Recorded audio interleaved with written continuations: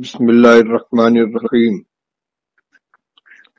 الحمد للہ نحمده ونستعینه ونستغفره ونؤمن به ونتوکل علیہ ونعوذ باللہ من شرور انفسنا ومن سیئات اعمالنا من يهده الله فلا مضل له ومن يضلل فلا هادي له ونشهد ان لا اله الا الله وحده لا شريك له ونشهد أن سيدنا ومولانا محمدا عبده ورسوله صلى الله تبارك وتعالى عليه وعلى آله وأصحابه وبارك وسلم تسليما كثيرا كثيرا أما بعد فأعوذ بالله من الشيطان الرجيم بسم الله الرحمن الرحيم يا أيها الذين آمنوا كتب عليكم الصيام كما كتب على الذين من قبلكم لعلكم تتقون وعن أبي هريرة رضي الله تعالى عنه قال قال رسول الله صلى الله عليه وسلم من صام رمضان إيمانا واحتسابا غفر له ما تقدم من ذنبه ومن قام ایمانا واحتسابا غفر له ما تقدم من ذنبه او كما قال رسول اللہ صلی اللہ علیہ وسلم۔ بزرگان محترم، عزیزوں اور بھائیوں، رمضان مبارک کا آخری عشرہ شروع ہو کر ایک شب گزر چکی اور آج 22ویں شب ہے۔ وقت بہت تیزی کے ساتھ گزر رہا ہے۔ اس ماہ مبارک کا جو ثمرہ ہے، اس کا جو فائدہ ہے، ہم نے اس کو کتنا حاصل کیا یا اس کے لیے کتنی کوشش کی، ہمیں اس کا بھی جائزہ لینا چاہیے۔ ابھی خطبہ مسنونہ کے بعد میں نے جو آیت کریمہ تلاوت کی ہے، اس میں اللہ جل شانہ نے رمضان مبارک کے روزوں کی فرضیت کا بیان کرنے کے ساتھ ساتھ اس کی حکمت اور اس کے فائدے کو بھی ذکر فرمایا ہے۔ ارشاد باری ہے یا ایھا الذین آمنوا کتب علیکم الصیام کما کتب علی الذین من قبلکم لعلکم تتقون۔ اے ایمان والو، تمہارے اوپر روزہ فرض کیا گیا جیسا کہ ان لوگوں پر فرض کیا گیا تھا جو تم سے پہلے گزرے ہیں، تاکہ تم پرہیزگار بن جاؤ۔ اسی آیت کریمہ کے ذریعے روزے کی فرضیت کا حکم جاری ہوا، اور اس میں اللہ جل شانہ نے روزے کی فرضیت کی حکمت کو بھی بیان فرمایا ہے۔ یہ روزہ جو عبادت ہے، بندگی ہے، اسلام کے 5 ستونوں میں کا ایک ستون ہے۔ یہ ہماری بندگی کا تقاضا تھا جو ہمیں ادا کرنا تھا، لیکن اللہ جل شانہ نے اس کے ذریعے سے ہمارے اندر ایک ایسی صفت پیدا کرنی چاہیے کہ جو انتہائی قیمتی ہے، اللہ کی رضا اور اللہ جل شانہ کی یہاں عزت اور کرامت حاصل کرنے کا بہترین ذریعہ ہے۔ یعنی روزے کے ذریعے تقوی کی صفت اپنے اندر پیدا کی جا سکتی ہے۔ خیال یہ رہے کہ از خود آٹومیٹک طریقے پر روزہ رکھنے سے تقوی کی صفت انسان میں نہیں ہو جائے گی۔ صیغہ اتقاء کا استعمال کیا گیا، لعلکم تتقون، تاکہ تم متقی بن جاؤ۔ اس تقوی کی صفت کو اپنے اندر پیدا کرنے کے لیے کچھ محنت کرنی ہوگی، کچھ کوشش کرنی ہوگی۔ یعنی اگر روزے کو اس کے تمام آداب اور اس کے تمام تقاضوں کی رعایت کے ساتھ رکھا جائے تو انشاءاللہ پرہیزگاری کی صفت روزہ دار کے اندر پیدا ہو جائے گی۔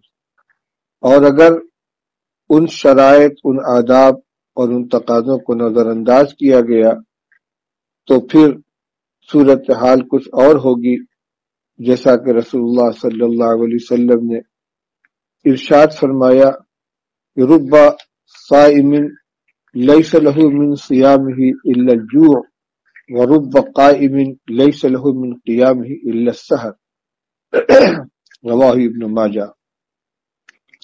حضرت ابو ہریرہ رضی اللہ تعالیٰ عنہ سے ابن ماجہ میں یہ روایت نقل کی گئی ہے کہ رسول اللہ صلی اللہ علیہ وسلم نے ارشاد فرمایا کہ بہت سے روزہ دار ایسے ہیں جن کو اپنے روزے سے سوائے بھوک کے اور کچھ حاصل نہیں ہوتا، اور بہت سے رات کو جاگنے والے ایسے ہیں جن کو اپنی شب بیداری سے سوائے بیداری کے اور کچھ حاصل نہیں ہوتا۔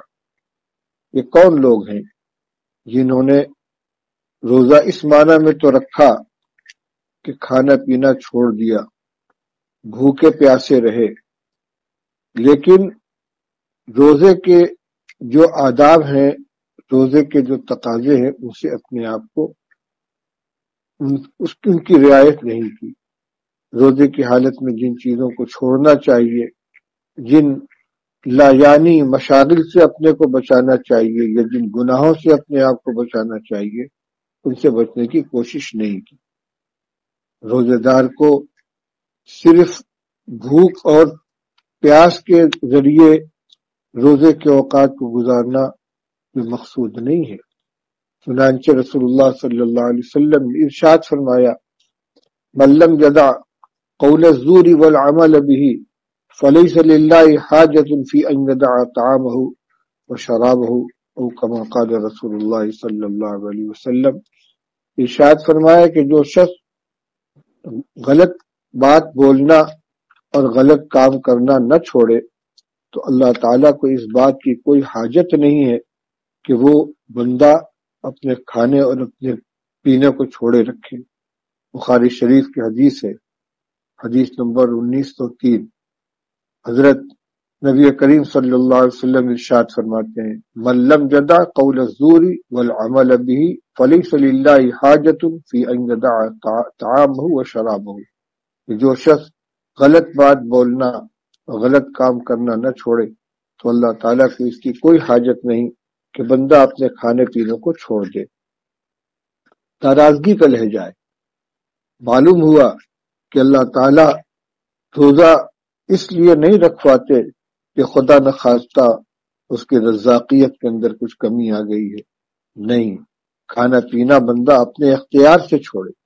کھانا موجود ہے، حسب ضرورت حسب رغبت تو کھانا کھا سکتا ہے، پانی پی سکتا ہے، اور اسی طریقے سے گھر میں گھر والی موجود ہے، اپنی جنسی خواہش کی تکمیل کر سکتا ہے، لیکن روزے کی حالت میں اللہ کے حکم کی بنا پر اس کے حکم کو بجا لانے کی نیت سے ان چیزوں سے اپنے آپ کو روکنا ہے۔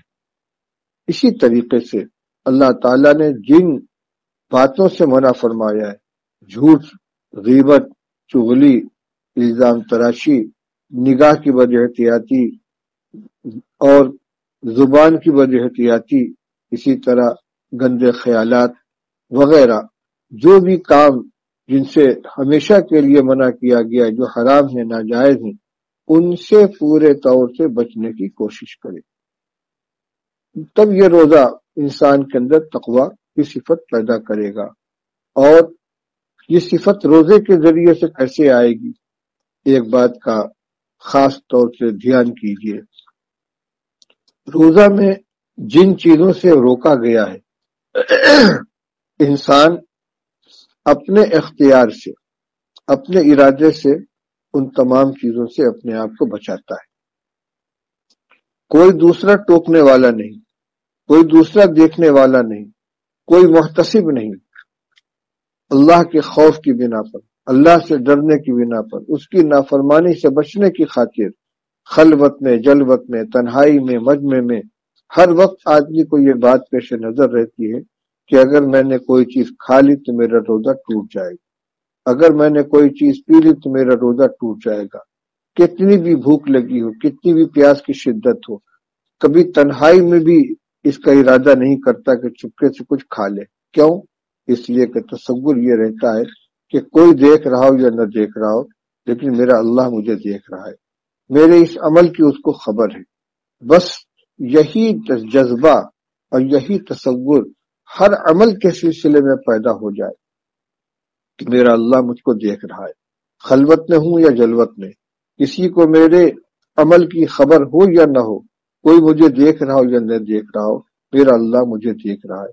اور اللہ کی ناراضگی سے بچنے کے لیے گناہوں کو چھوڑے اور جن حلال چیزوں سے اللہ تعالیٰ نے روزے کی حالت میں منع فرما دیا ہے ان سے اپنے آپ کو بچائے۔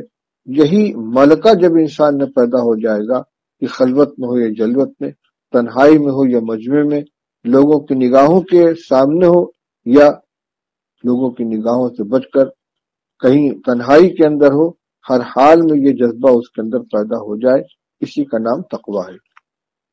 اسی لیے احادیث میں جہاں تقویٰ کی تاکید کی گئی ہے یا تقویٰ کا فائدہ بیان کیا گیا ہے، اس کے لیے دونوں لفظ ایک ساتھ ذکر کیا گیا ہے، فی السر والعلانیہ۔ چنانچہ مشہور روایت میں کہ رسول اللہ صلی اللہ علیہ وسلم نے ارشاد فرمایا، ثلاث منجیات و ثلاث مہلکات، تین صفتیں انسان کو نجات دلانے والی ہیں اور تین صفتیں انسان کو ہلاک کرنے والی ہیں۔ جو تین صفتیں انسان کو نجات دلانے والی ہیں ان میں رسول اللہ صلی اللہ علیہ وسلم نے سب سے پہلے نمبر پر ارشاد فرمایا، تقوی اللہ فی السر والعلانیہ، اللہ سے ڈرنا، اللہ کی نافرمانی سے بچنا،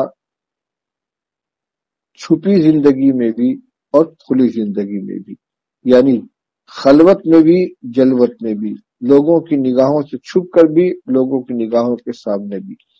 جو آدمی صرف اپنی حیثیت عرفی کی حفاظت کے لیے یا لوگوں کے اعتراض سے بچنے کے لیے، لوگوں کی ملامت سے بچنے کے لیے کسی گناہ کو یا کسی غلط چیز کو چھوڑتا ہے، وہ متقی نہیں کہلائے گا۔ اللہ کے یہاں اس کی حیثیت متقی کی نہیں ہے، وہ لوگوں کی نگاہوں میں متقی ہے، پرہیزگار ہے، لیکن اللہ کے یہاں وہ متقی اور پرہیزگار نہیں ہے۔ اور تقویٰ کی صفت پر جو وعدے کیے گئے ہیں، آخرت کے اعتبار سے جو وعدے فرمائے گئے ہیں، دنیا میں اس کے لیے جو وعدے کیے گئے ہیں، وہ ان کا حقدار نہیں بن سکتا، کیونکہ حقیقی متقی وہی ہوگا کہ جس کی جلوت و خلوت یکساں، تنہائی اور مجمع کے اندر اس کے عمل کا معیار ایک ہی ہو کہ اللہ مجھے دیکھ رہا ہے۔ یہ جذبہ جتنا پختہ ہوتا چلا جائے گا اتنی ہی انسان کے اندر تقویٰ کی صفت مضبوط ہوتی جائے گی، اور تقویٰ کی صفت ایسی چیز ہے، یہی اللہ تعالیٰ کی ہاں عزت اور وقار کا معیار ہے۔ اللہ تعالیٰ نے خود ارشاد فرمایا ہے، ان اکرمکم عند اللہ اتقاکم، بلا شبہ تم میں اللہ کے نزدیک سب سے زیادہ قابل اکرام وہ شخص ہے جو تم میں سب سے زیادہ تقوی والا ہو، اللہ سے ڈرنے والا ہو۔ پوری کائنات کے اندر سب سے زیادہ مکرم، معزز، مشرف شخصیت حضرت نبی اکرم صلی اللہ علیہ وسلم کی ہے مخلوق کے اندر۔ آپ ارشاد فرماتے ہیں کہ انا اکرمکم عند اللہ واتقاکم لہ، انا اتقاکم للہ واخشاکم لہ، میں تم میں اللہ تعالیٰ سے سب سے زیادہ ڈرنے والا، اس کے نافرمانی سے سب سے زیادہ بچنے والا ہوں۔ ایک موقع پر آپ نے یہ بات ارشاد فرمائی، روایت کسی اور موقع پر آپ کو سنا دی جائے گی، تو اس میں آپ نے خود اس کا اظہار فرمایا ہے کہ میرے عمل کو معیار بناؤ، تقویٰ کا جو معیار میرے عمل سے ظاہر ہوگا اس سے الگ ہٹ کر کوئی اپنے لیے تقویٰ کا کوئی معیار تلاش کرے، کسی عمل کو معیار تقویٰ بنانا چاہے، وہ معتبر نہیں ہوگا۔ تو اس روایت میں رسول اللہ صلی اللہ علیہ وسلم نے فرمایا کہ میں اللہ تعالیٰ سے سب سے زیادہ ڈرنے والا ہوں، سب سے زیادہ تقویٰ رکھنے والا ہوں۔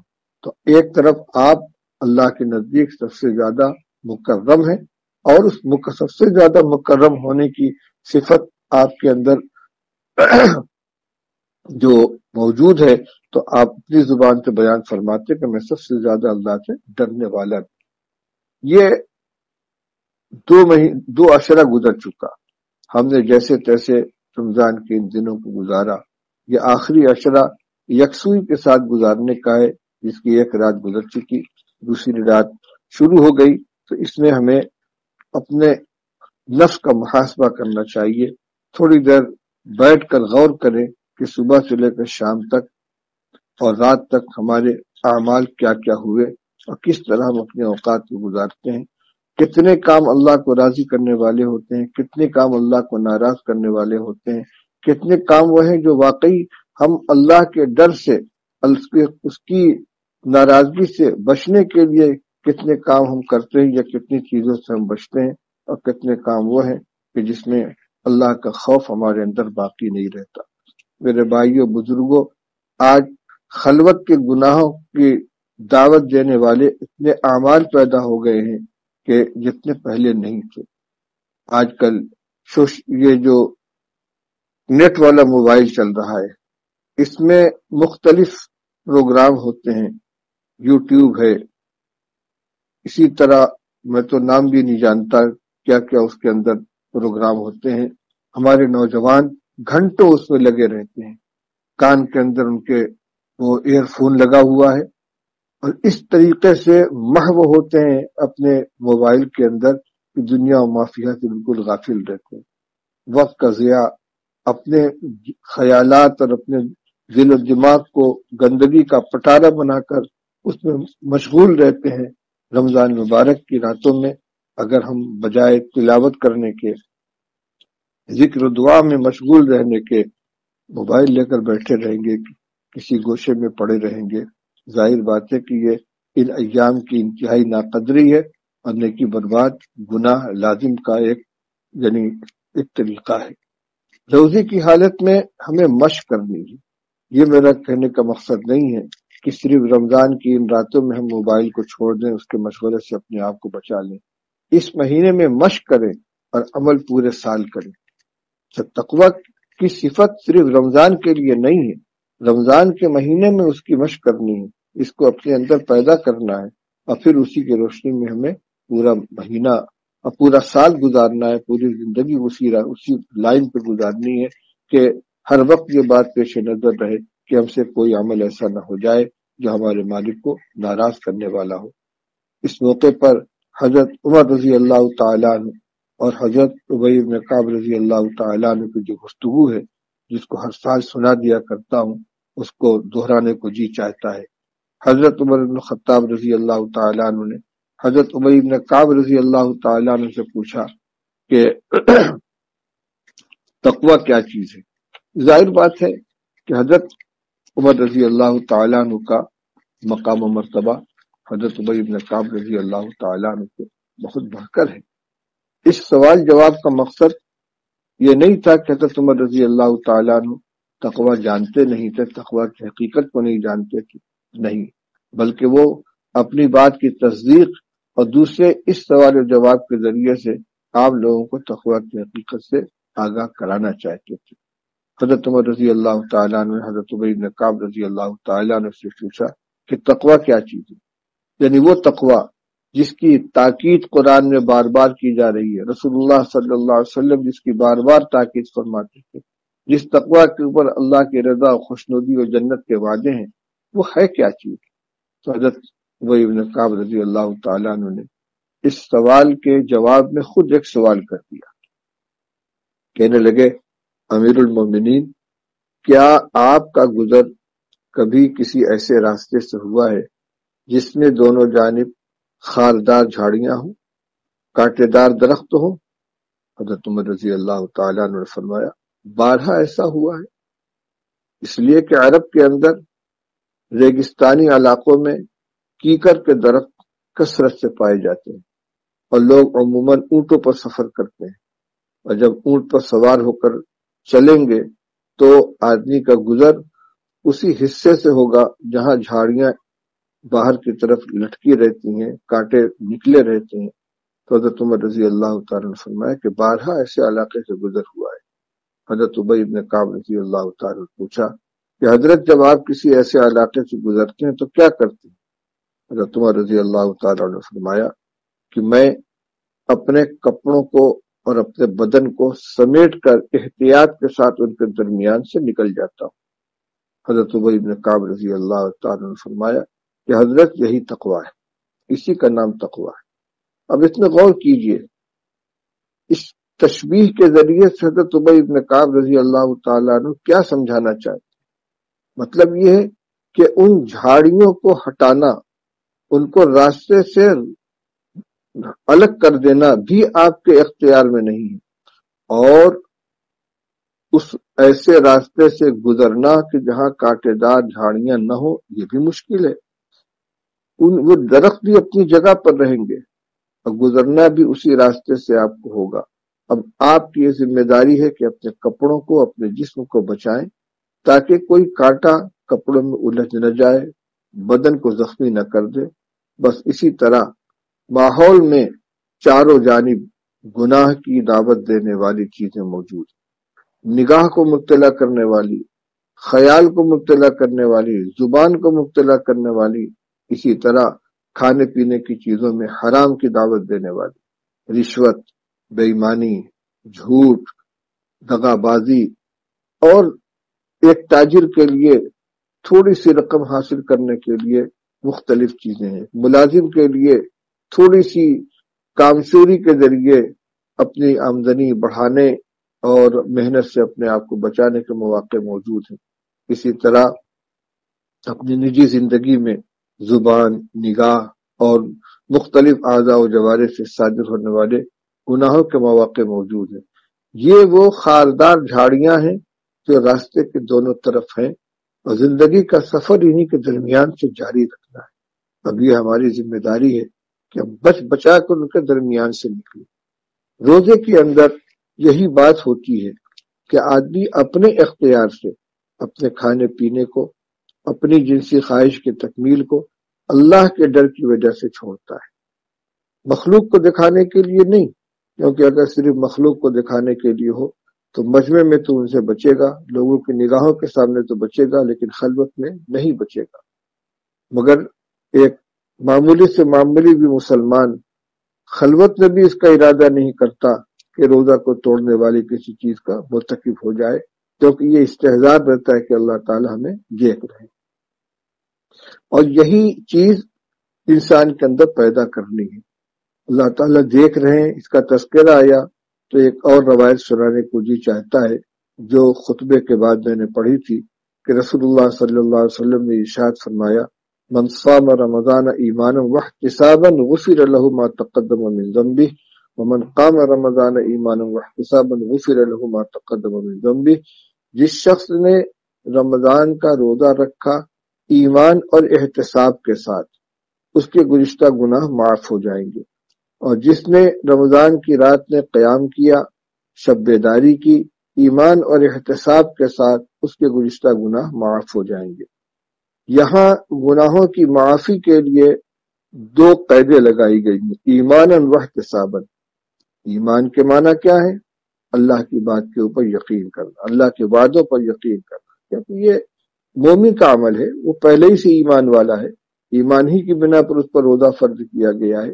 نئے سرے سے ایمان میں داخل ہونا یہاں مراد نہیں ہے، اللہ کے وعدے پر اور اللہ کے حکم کو ماننے کا اور اس کے حکم کی تصدیق کرنے کا جو جذبہ ہے، اس جذبے کی بنا پر وہ روزہ رکھ رہا ہے، رات کی عبادت کر رہا ہے۔ اور احتساب کا مطلب کیا ہے؟ احتساب کا معنی ہے نیت کو مستحضر کرنا، یعنی روزے کے عمل کے وقت یہ نیت اس کے دل و دماغ میں تازہ ہو کہ میں یہ عمل خالص اللہ کو راضی کرنے کے لیے کر رہا ہوں، اس پر مجھے روزے کے ذریعے ملنے والی برکتیں حاصل ہوں گی، اللہ کی نعمتیں حاصل ہوں گی، دنیا میں بھی اس کے فائدے حاصل ہوں گے، آخرت میں بھی اس کے فائدے حاصل ہوں گے۔ یہ ہے خالص ثواب حاصل کرنے کی نیت سے کسی عمل کو کرنا، خالص اللہ کی رضا کے لیے کسی عمل کو کرنا، اسی کا نام احتساب ہے۔ یہ تصور مستحضر ہو، آٹومیٹک طریقے سے کوئی عمل ہو تو اس میں نیت کا استحضار نہیں ہوتا، بالارادہ قصدن نیت کو تازہ کر کے روزے کے عمل کے اندر اس کو پیش نظر رکھے تو یہ حالت صوم میں وہ مومن اور محتسب ہے، اور اس کا روزہ ایمان و احتساب کی حالت میں ہوگا تو انشاءاللہ اس کے اوپر یہ ثمرات مرتب ہوں گے۔ بات کو مختصر کرتے ہوئے میں اخیر میں یہ عرض کرنا چاہتا ہوں کہ 2 عشرہ گزر گیا، جو چند ایام باقی رہ گئے ہیں ان کی ہم قدردانی کریں. روزے کا اہتمام تو ہو ہی جاتا ہے، اس کے ساتھ ساتھ اپنے اوقات کو نیکیوں کے حاصل کرنے میں، کمائی کرنے میں، قرآن پاک کی تلاوت، دعا، استغفار، ذکر میں گزاریں، اور خاص طور سے تمام چھوٹے بڑے گناہوں سے اپنے آپ کو بچانے کی کوشش کریں. کوشش کرنا تقویٰ ہے، خود بخود بچ جانا یہ تقویٰ نہیں ہے. اپنے ارادے، اپنے اختیار سے اپنے آپ کو بچانے کی کوشش کرنا، یہ ہے تقویٰ. آپ دیکھیے قرآن پاک کے اندر ایک تو اتقوا اللہ کا حکم ہے، اللہ سے ڈرو. اسی طریقے سے آگ کے بارے میں فرمایا گیا، یا ایھا الذین آمنوا، یا ایھا الذین آمنوا قوا انفسکم واہلکم نارا، اے ایمان والو بچاؤ اپنے آپ کو اور اپنے اہل و عیال کو جہنم کی آگ سے. یہاں بچاؤ کا کیا مطلب ہوا؟ ایسے اعمال اور اخلاق سے اپنے آپ کو دور رکھو کہ جن کا نتیجہ جہنم میں جانا ہوتا ہے. اسی طرح فرمایا واتقوا فتنة لا تصیبن الذین ظلموا منکم خاصہ، اس فتنے سے بچو کہ جو خاص طور سے ظالموں ہی کو نہیں پہنچے گا. یہاں اپنے ارادے سے، اپنی کوشش سے ان سے بچنا ہے. جیسے کہیں آگ لگی ہو تو آدمی اس سے دور رہتا ہے، اتنے فاصلے پر رہتا ہے کہ اس کی لپٹ بھی کپڑوں کو نہ لگے، اس کی آنچ بھی کپڑوں کو نہ لگے. یہ آگ سے بچنا. فتنے سے بچنے کا معنی یہ ہے کہ جس جگہ وہ فتنہ ہو اس سے اپنے آپ کو دور رکھے. اسی طریقے سے اللہ سے ڈرنے کا مطلب یہ ہے کہ جو چیز اللہ کو ناراض کرنے والی ہے ان سے اپنے آپ کو دور رکھیں، ان سے اپنے آپ کو بچائیں. اپنی کوشش، اپنے ارادے سے، اپنی محنت سے اپنے آپ کو بچائیں. تو میں نے عرض کیا تھا کہ روزہ کے ذریعے سے تقویٰ از خود ہمارے اندر نہیں آئے گا، بلکہ روزے کے جو آداب ہیں، اس کے جو تقاضے ہیں، ان کی رعایت کریں گے تو انشاءاللہ ہمارے اندر یہ صفت پیدا ہوگی. ایک خاصیت ہوتی ہے، ایک دوا ہے جس کا فائدہ یہ ہے کہ آدمی کے اندر سے بیماری نکل جائے، صحت آ جائے. لیکن حکیم کا کام یہ ہے وہ دوا کا آپ کو تشخیص کر دے گا، دوا دے دے گا اور طریقہ علاج بتا دے گا.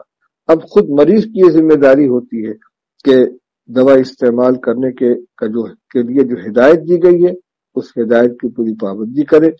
جو پرہیز بتلایا گیا ہے اس پرہیز کو پورے طور پر بجا لائے. اگر دوا کا استعمال حکیم کی ہدایت کے مطابق نہیں کیا گیا، یا جن چیزوں سے بچنے کی تاکید کی گئی ہے، جن چیزوں سے پرہیز بتایا گیا ہے ان سے انسان پرہیز نہیں کرتا، تو یہ قصور اس کا اپنا ہے. پھر اسے یہ کہنے کا حق نہیں پہنچتا کہ فلاں حکیم صاحب کی دوا سے فائدہ نہیں ہوا. دوا کی خاصیت اپنی جگہ پر برقرار تھی، لیکن تم نے اپنے بد استعمالی سے، اپنی بے احتیاطی سے اس کے اثر کو زائل کر دیا، اور اس کا جو فائدہ تم کو پہنچنا چاہیے تھا تم حاصل نہیں کر سکے، کیونکہ اس دوا کے استعمال کے جو آداب، جو طریقہ تھا، جو ہدایت تھی، اس کی رعایت نہیں کی. اسی طرح روزے کے ذریعے تقویٰ کی اعلیٰ صفت انسان کے اندر پیدا ہو سکتی ہے، لیکن روزہ رکھا جائے اس کے تمام شرائط کے ساتھ، ہر طرح کے گناہوں سے اپنے آپ کو بچایا جائے، نگاہ کی حفاظت کی جائے، زبان کی حفاظت کی جائے، لا یعنی باتوں سے اپنے آپ کو بچایا جائے. اسی طرح جو بھی غلط کام ان سے بچائیں، وہ اپنے آپ کو روکیں، اور اپنے اوقات کو زیادہ سے زیادہ توجہ اللہ، تلاوت قرآن پاک، نفل نماز، دعا اور دیگر اذکار اور دعاؤں کے اندر مشغول رکھیں. اللہ تعالیٰ ان باقی ماندہ ایام کو پورے طور سے وصول کرنے کے ہمیں توفیق عطا فرمائے. دعاؤں کے اندر خاص طور سے آج جس پریشانی میں پوری امت، پوری ملت، بلکہ پورا عالم مبتلا ہے، اس کے لیے خصوصی طور سے دعائیں کریں. اللہ تعالیٰ اس سے ہم سب کو نجات عطا فرمائے. اللہم صلی علی سیدنا و شفیعنا و حبیبنا و نبینا و مولانا محمد وعلی آلہ و اصحابہ و بارک وسلم. یا رب صلی وسلم دائما ابدا علی حبیبک خیر الخلق کلہم. اے اللہ ہم سب کے گناہوں کو معاف فرما دے، ہمارے تمام سیئات سے درگزر فرما دے. اے اللہ اپنے گناہوں کے پاداش میں آج ہم طرح طرح کی مصیبتوں میں مبتلا ہیں. اے اللہ ہمیں اپنے گناہوں کا میں ادراک عطا فرما، احساس عطا فرما. اے اللہ ہم سب کو سچی پکی توبہ کی توفیق نصیب فرما۔ اے اللہ تو ہی ہمارے حال پہ رحم فرمانے والا ہے۔ اے اللہ کرم کا معاملہ فرما، ہمارے گناہوں کو معاف فرما دے۔ یہ مہینہ تیری نوازشوں کا مہینہ ہے، اور یہ عشرہ تیری رحمتوں کا عشرہ ہے، جس میں تو بے پناہ انسانوں کے گناہوں کو معاف فرماتا ہے۔ اے اللہ اگرچہ ہمارے دل غافل ہیں، اے اللہ ہماری زبانیں مصروف ہے لیکن دل تیری طرف سے غافل ہے، لیکن اے اللہ ہماری ظاہری اعمال کو بھی تو قبول فرما لے۔ اپنے نیک بندوں کے صدقے طفیل میں ہمارے ٹوٹے پھوٹے اعمال کو قبول فرما لے۔ جو روزے رکھے انہیں بھی قبول فرما لے، جو تلاوتیں ہوئی ان کو قبول فرما لے، جتنی دعائیں مانگی گئی ان کو قبول فرما لے۔ اے اللہ ان اعمال کو اپنی رضا کے حاصل ہونے کا ذریعہ بنا، اپنی رحمت کے نازل ہونے کا ذریعہ بنا۔ جو ٹوٹی پھوٹی محنت ہو رہی ہے اللہ ان کو قبول فرما لے۔ اللہ ہماری تلاوت کو قبول فرما لے، ہمارے ذکر و تسبیح کو قبول فرما لے، ہمارے روزوں کو قبول فرما لے، ہماری تراویح کو قبول فرما لے۔ اے اللہ کی جن بندوں کو تہجد کی توفیق عطا فرماتا ہے ان کو تہجد کو قبول فرما لے، نفلوں کو قبول فرما لے، زکوٰۃ کی ادائیگی کو، نفلی صدقات کی ادائیگی کو قبول فرما لے۔ اے اللہ ہمیں تمام گناہوں سے بچنے کی توفیق عطا فرما۔ اے اللہ روزے کے ذریعے جو صفت ہمارے اندر تو پیدا فرمانا چاہتا ہے، اے اللہ اپنی بدعملی کی بنا پر ہم رکاوٹ بنے۔ اے اللہ ہم کمزور ہیں، ہمارے نفس اور شیطان کے شرور سے ہماری حفاظت فرما۔ ہم چاہیں نہ چاہیں ہمارے پیشانے کے بالوں کو پکڑ کر اے اللہ تو اپنے راستے کے اوپر ڈال دے، ہماری زندگی میں تبدیلی پیدا فرما دے۔ اے اللہ اس وقت پورا عالم جس پریشانی میں مبتلا ہے، جس بیماری وبا کا شکار ہے، اللہ اسے مکمل نجات عطا فرما۔ اس کا جو بھی سبب ہو، جس ذریعے سے بھی بیماری آئی ہو اللہ اس کو تو ختم فرما دے۔ اے اللہ یہ ایسی بیماری کہ جس میں ایک رشتہ دار دوسرے رشتہ دار سے، ایک انسان دوسرے انسان سے دوری اختیار کر رہا ہے، اے اللہ خوف محسوس کر رہا ہے، ہر شخص دوسرے کو شک کی نظر سے دیکھ رہا ہے، اے اللہ اس بیماری کو ختم فرما دے، صحت کا عافیت کا فیصلہ فرما دے، کرم کا رحم کا معاملہ فرما دے، مسلمانوں کو عزت و شوکت عطا فرما، ذلت و نکبت سے نجات عطا فرما۔ اے اللہ ہماری تمام دینی مراکز کی حفاظت فرما، اداروں کی حفاظت فرما، دارالعلوم دیوبند، وزارالعلوم سہارنپور اور تمام دینی اداروں کی پوری حفاظت فرما۔ اے اللہ ان کے ترقی کے راستے پیدا فرما۔ اے اللہ ان سے پڑھنے والے، پڑھانے والے، کام کرنے والے سب کو قبول فرما۔ دین کی خدمت کرنے والے جتنے ادارے ہیں، دین کی تبلیغ اور اشاعت کے لیے کام کرنے والے جتنی تنظیمیں، جتنی جماعتیں، جتنے افراد ہیں، اللہ ان سب کو ہمت و قوت عطا فرما، ہر طرح کے شر سے حفاظت فرما، جن پریشانی میں مبتلا اسے نجات عطا فرما، جو ایام باقی رہ گئے ان کی قدر کرنے کی توفیق عطا فرما، ہمیں جو بیمار ان کو شفا عطا فرما، ہمارے گھروں کے اندر جو بیماریاں ان سے نجات عطا فرما، چھوٹے بڑے بچے بوڑھے جوان سب کے حفاظت فرما، ہر طرح کی بیماری سے نجات عطا فرما، برکت والی حلال روزی عطا فرما۔ یہ اللہ اس وقت کساد بازاری کی وجہ سے پوری ملت پریشان ہے، یہ اللہ حلال برکت والی روزی کا راستہ کھول دے، کساد بازاری سے فقر و فقر سے حفاظت فرما، جو مانگا وہ بھی عطا فرما، جو نہیں مانگ سکے وہ بھی عطا فرما۔ اے اللہ حرمین شریفین کی حفاظت فرما، اے اللہ ان کے راستے کھول دے، پوری امت کے لیے طواف، سعی اور حج اور عمرہ اور نبی پاک صلی اللہ علیہ وسلم کے مسجد کی زیارت کے عمل کو آسان فرما۔ اے اللہ اس سلسلے میں جو بھی اے اللہ تیرے نزدیک جو بھی عمل پسندیدہ اس کا راستہ آسان فرما دے، ہماری دعاؤں کو اپنے فضل و کرم سے قبول فرما۔ ربنا تقبل منا انک انت السمیع العلیم وتب علینا انک انت التواب الرحیم، وصلی اللہ تبارک و تعالی علی خیر خلقہ سیدنا و مولانا محمد و آلہ و صحبہ اجمعین برحمتک یا ارحم الراحمین۔